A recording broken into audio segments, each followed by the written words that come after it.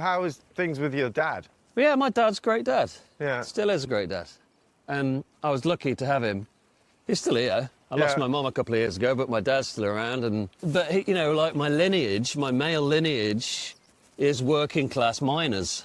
Okay. I grew up in a mining town, and so very much working class work ethic. You know, if you're not busting blood on your knuckles every day, then you're not a real man. You know, that sort of thing. But I think, like a lot of young men still now, that's why all these Andrew Tates and people are getting all this limelight, is because I get it, because young men are going, well, who do I fucking, show me how to be a man, somebody.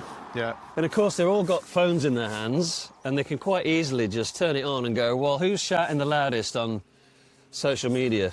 This guy, and this guy, and this HS guy who was on the Louis Theroux programme documentary, you know? Whoever's shouting the loudest is gonna get their attention.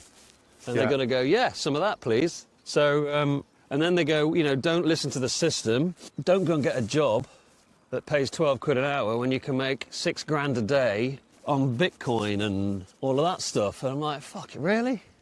But these kids are going, yeah, great, let's do that. And they're going down that rabbit hole, aren't they? And all those other drugs tie into that same thing. It's like, give me something that I can hold on to. Give me something I can connect to that's not this. Yeah. Is it as big a problem? I mean, like, certainly, because I watched the Manosphere, and the thing that I found, I suppose, a bit unnerving was, you know, these kids who were coming up to them in the streets and, like, you know, treating them like gods. And the fact that, you know, they are bumping into people means that they do have a lot of, I mean, obviously they've got a lot of followers. That's kind of like their thing, isn't it? But like, and someone made a really good point the other day on Instagram. He said, this is not all young men. Remember that. No, well, that's it. Yeah, it's a really important distinction. Not all young men have been hoodwinked by this.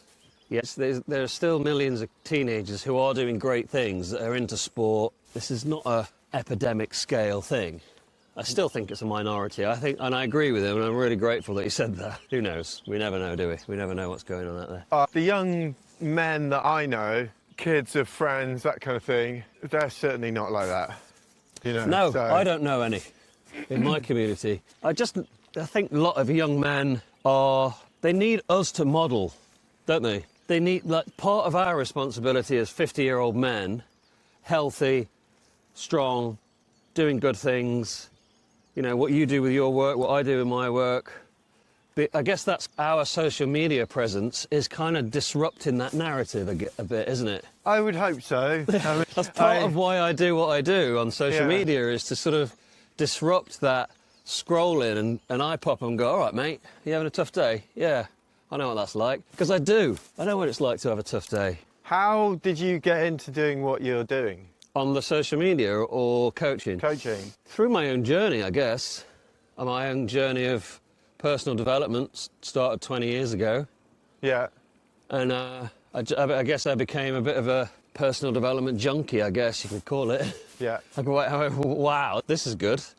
Maybe that's who I am, and let's follow that little path and go on that and do more of this. And then the coaching sort of turned into just working with men during lockdown, because lockdown, men were just having a really hard time.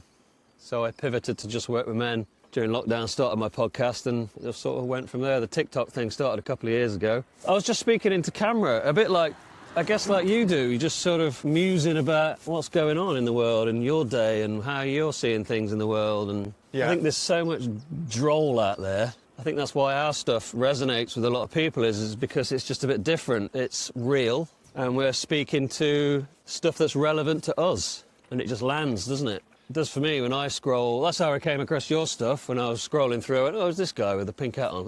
That's interesting, what he's saying. Which video did you come across? I don't remember. It's definitely a London one, first thing in the morning. That's kind of all of them. Yeah. Yeah. I think there's just something fresh, you know, there's something fresh. It's different. It's hanging out. So that's why podcasts are so successful, because you're just hanging out with someone for a minute or two, like the videos, or on a YouTube a bit longer. Yeah.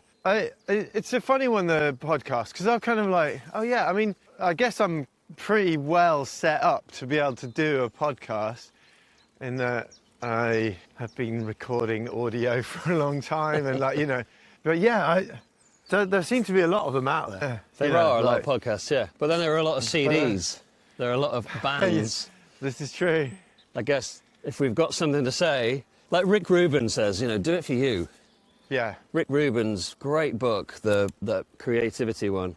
But he says, you know, like, create art for yourself. As soon as you're creating it for someone else, it's not yours.